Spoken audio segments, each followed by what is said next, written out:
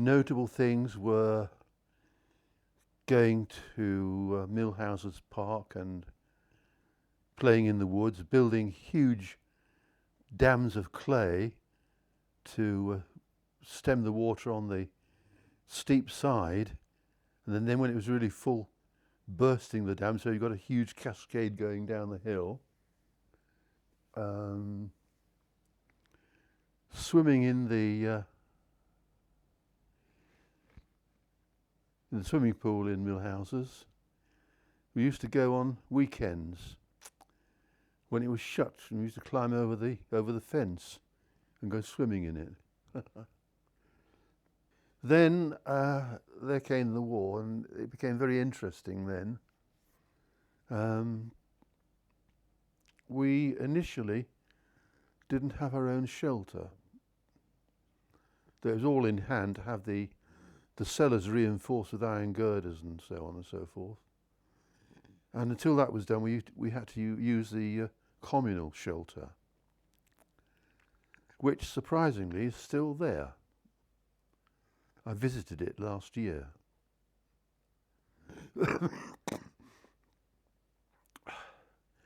And took photographs inside.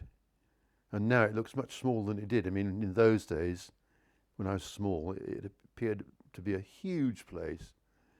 And it was full of cigarette smoke. Everyone was smoking like mad. And, you know, it's absolutely solid with people. Anyway, us lads used to get out past the ARP warden and go into the streets and watch the searchlights picking out the German bombers and the ack guns firing at them. And when the shell burst, all the fragments come raining down. It's called shrapnel, and we used to run around collecting shrapnel. Apparently it's quite valuable in some quarters, shrapnel now from the Second World War, but anyhow, that's for, you know, specific collectors. But I had a tremendous collection at one time. I don't know what happened to it. Probably my parents threw it out. Anyway, we'd wander around the streets watching this with our mouths open, you know, about these planes being picked out by searchlights and the guns firing at them. Never saw one hit.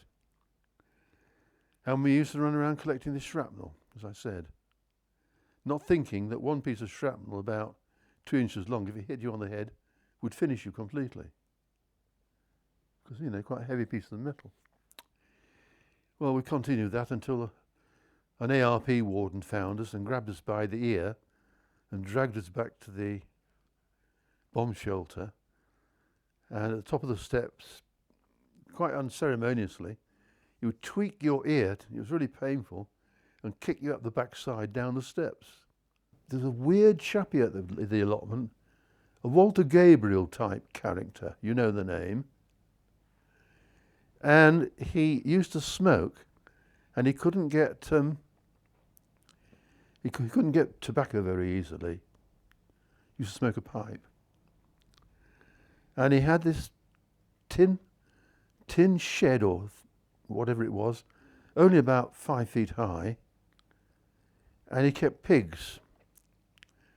And he used to put pig muck on the top of this shed to dry out. And when it was dry, he'd put it in his pipe and smoke it. That's true. My favourite memory with my father is going caving in Matlock Bath. We set off on an expedition down an old mine shaft using candles for lighting. And we got halfway down the mine and there was a big cavern full of graffiti and lots of mess that people had put in there.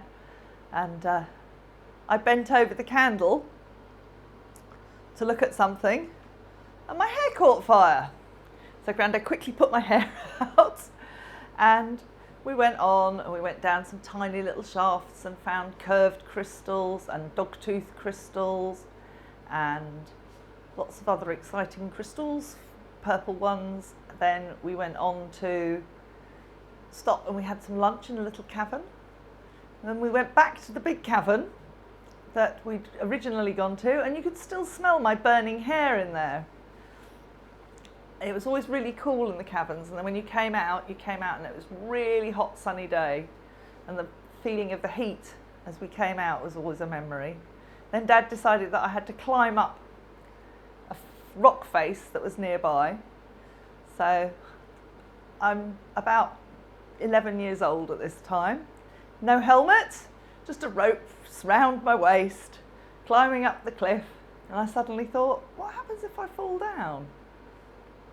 And I got scared and decided I couldn't climb anymore. So Dad had to lower me down the cliff. And then we had to find an alternative way to get round the long path. And it was a really exciting day. In San Miguel, I had never seen a milk cart pulled by an Alsatian dog. Every day this Alsatian dog would pull this cart around the town delivering milk. The people were there were very nice, very helpful, very friendly. It wasn't horribly expensive. In fact, when you were living like we were, like one of the locals, it was very, very cheap. And we were going up to this lava flow to do measurements on the flow rate. And we saw this group of Italians coming down the hill. About 4 or so of them, I think it was.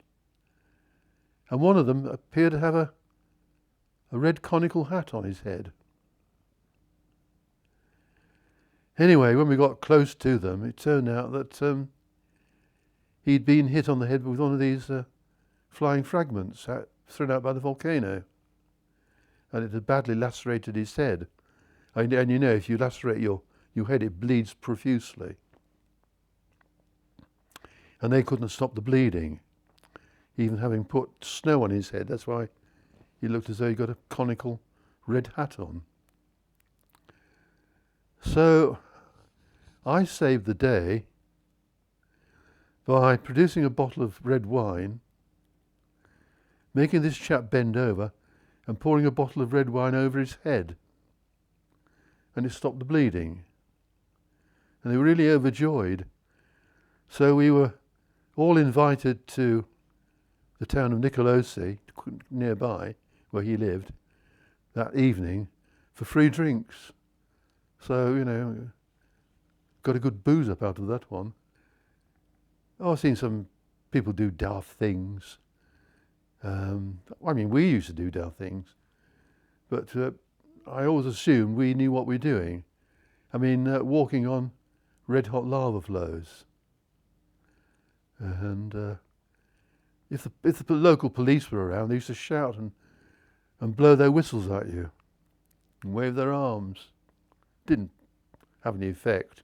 Used to wave back to them. But no, it was great fun. And on the one, on that same one, actually, in '74, which is down the slopes of Mount Etna, the lava flow eventually started to slow down, and it was winter when I went down there. It was jolly cold. And I went down with a colleague, and what I told him to do was to chop up some small conifers, which he did, and we got these conifers chopped up, and we took them onto the lava flow and put them down to form a bed, and we slept on it. So we slept on a moving lava flow. It was only moving very, very slowly, but it was nice and warm. I used to collect reptiles for London Zoo. I knew the head of the reptile house, a chap called Dave Ball, and I started by collecting these large lizards in the Canary Islands. They're about 2 foot long, with bluish spots along the side, quite pretty, quite big things. And I said that if I got a chance when I went to Martinique, I would get him a fer-de-lance. Well, the fer-de-lance is one of the most poisonous snakes known. It's what's known as a pit viper. It's called a pit viper because it's got a little pit on the end of its nose. And quite literally, if it bites you in the upper part of the body, shoulders, neck or anywhere, you've literally got 3 minutes. That's how bad it is.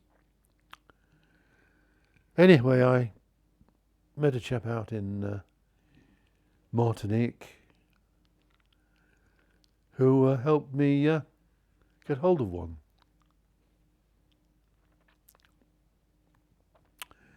And I brought it back. I had it inside a canvas bag, inside a canvas holdall, so it was doubly protected. I also when I was flying back, I was also bringing back about half a dozen bird-eating spiders, big furry things. People call them tarantulas, but they're not tarantulas really. They're big furry spiders. Sometimes they're reddish colour, sometimes they're black. Anyhow, while I was on the plane, I was a bit worried about these spiders, and I called the stewardess and I said, "Oh, could I have a glass of water without any ice in it, please?" Yes, so she came with a glass of water with ice in it. So then I asked her an empty glass. So eventually she came with an empty glass. And I was sitting by the window, there's a young couple sitting next to me. And they couldn't understand it, because I was then getting the ice out of the glass, putting it in the empty glass, then warming up the water with my fingers. And they thought, a bit weird, this chap. Well, I think they found it even weirder when I bent down, up and unzipped my holdall, poured the glass of water into it and zipped it back up again. And then I had to get the chief steward to do the next bit for me. So I had it written down on a piece of paper what I wanted him to do. So I rang the bell again, the girl came and said, "Can I have the chief steward, the man?" "Oh, won't I do? Not this time, ducks." Anyway, the chap came and looked very seriously, thought there was something wrong. So I just handed him the note, looked at the note, looked at me, opened the locker, rummaged around inside, closed the locker, folded the note up, gave it back to me. "Everything all right, sir?" "Thank you," that was it. He looked at the spiders and they were all okay.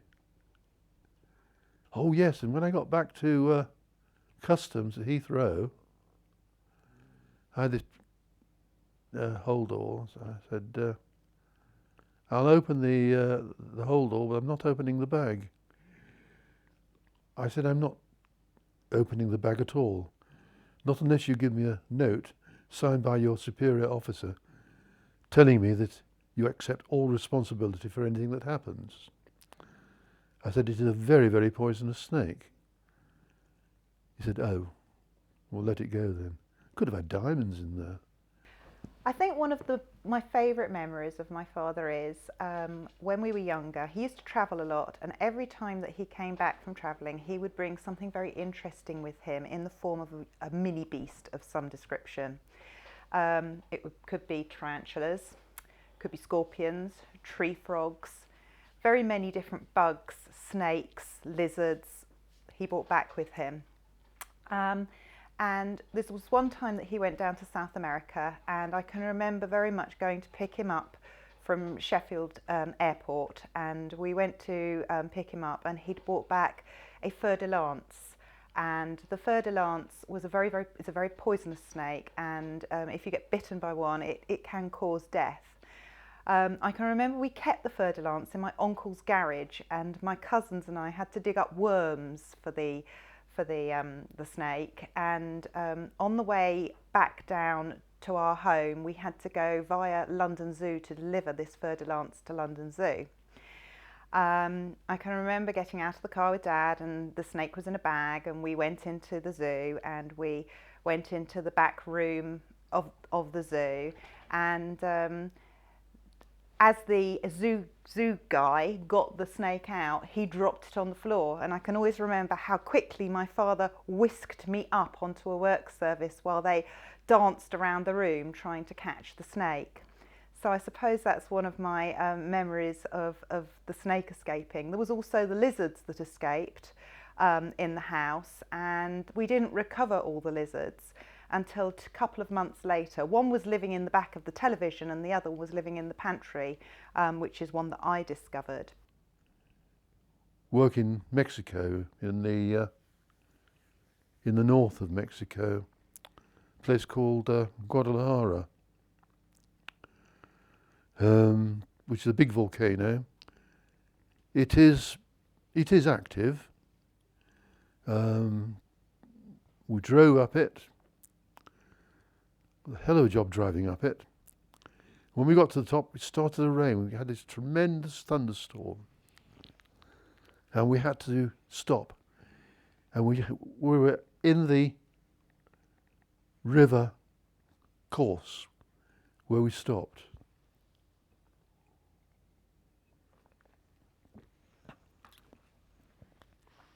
Driving a VW Golf. I started to get a bit worried when the water reached the bottom of the windscreen.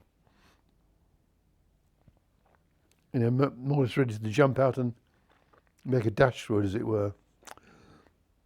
But the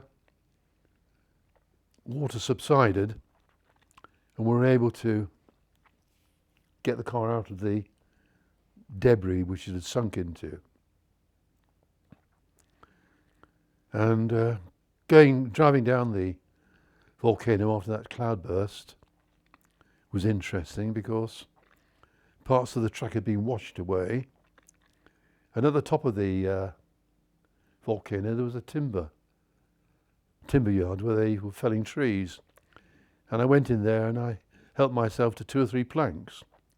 Thought they may come in useful. Well, they did, especially where the road had been cut across by deep 5-foot gashes, 5-foot deep gashes, about 3 feet across. And we were able to use these pieces of wood that I collected to push the car across. Then we came to another obstacle, and that is the mud flow had formed and gone across the track. And the mud flow was, it must have been about 6 feet deep. But it hadn't solidified. And what you can do with a mud flow, if you know how, is make it move. And George and myself got out, and we started jumping up and down on the mud flow, because it's what's known as thixotropic, and it made it flow. Very little, small amount of flow sideways, until we got the level of the blockage down to a respectable height. Well, we couldn't drive across it very easily, so we had to push the car across it. And that was our adventures on Tequila Volcano. And that overlooks the village of Tequila, where the drink comes from. In '76, I took the Royal Geographical Society expedition to Iran. I had 2 Land Rovers, and the Ministry of Defence had seconded 3 servicemen to me to act as drivers and mechanics. And we set off from here I think it was the 7th of January. And as we set off, it started to snow. A bad omen, but anyway, we set off. When we got to the other side, it was snowing very, very heavily. You couldn't see very much at all. We bashed onwards. And going down the German autobahn, there are numerous vehicle crashes. These transcontinental lorries had slid off the road down the embankment. And this was the scene everywhere.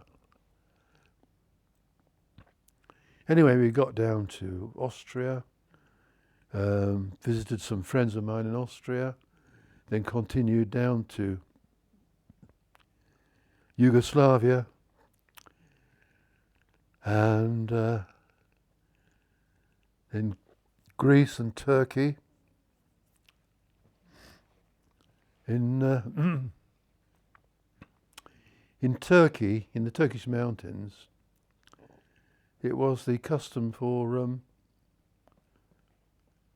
children to throw stones at car windows to break them.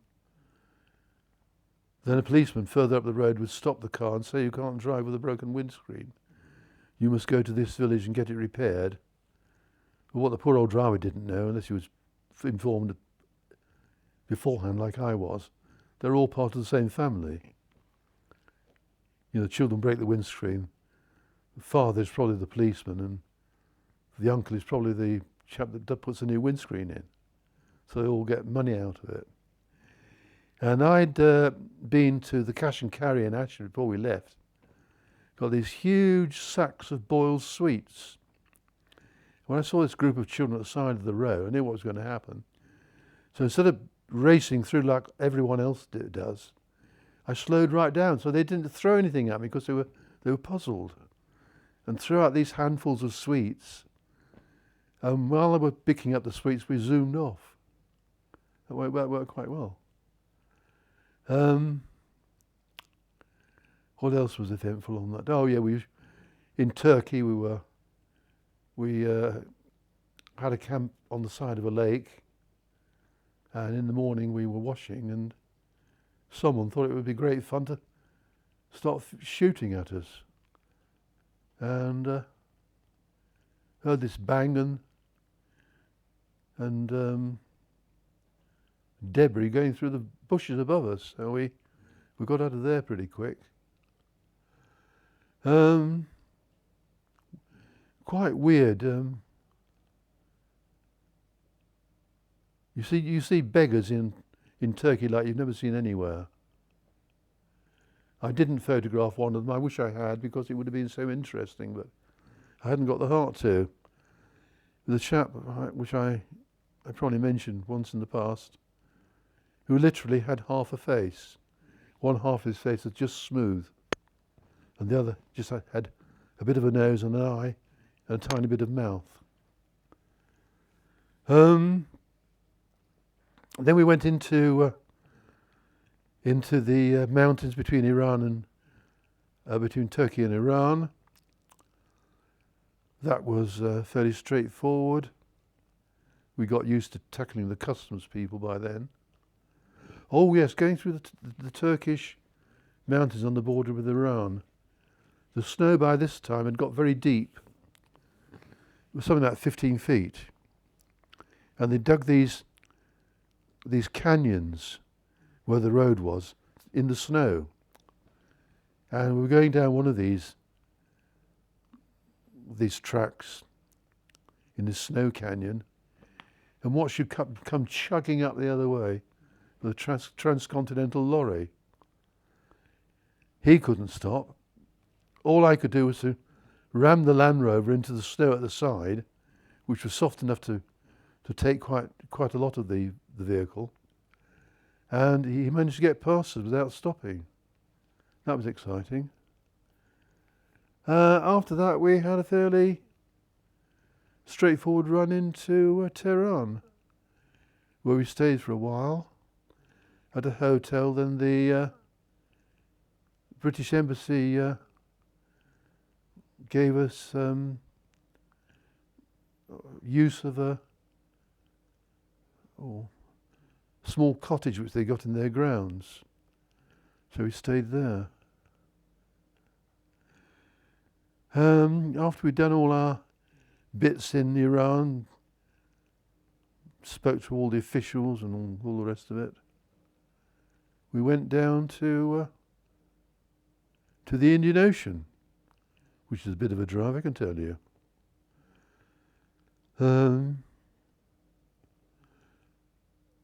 Driving along through these deserts, and the deserts are not just smooth, flat places. I mean, some of them are, but others are very rocky, and the road goes round rocky corners. You don't know what's around the corner, and you go around one corner and suddenly find a row of boulders across the road and a couple of machine guns pointing at you, which is a bit off-putting. Anyway, we managed to circumvent that one. Because like with the kids and the sweets, I'd also bought loads and loads of cigarettes, very, very cheap. And on one occasion, we were stopped by these soldiers, and there was about 3 or 4 rifles pointing inside the Land Rover. You know, clickety-click, one up the spout and the safety catch off. My driver, Rick, said to me, "What are we going to do now?" I said, "Nothing, ignore them." I said, "What?" They said, "Ignore them. They expect you to be terrified of them. Let them see that you're not." So we ignored them, and they kept looking at each other. They didn't understand this. So I got a cigarette out and lit it and gave one to Rick and looked down at this chap and said, "Oh, you'd like a cigarette?" "Oh, yes." That broke the ice. "Oh, have another packet, have a packet, you know." And that did the trick. It could have been nasty. You know, these inexperienced soldiers with a trigger-happy finger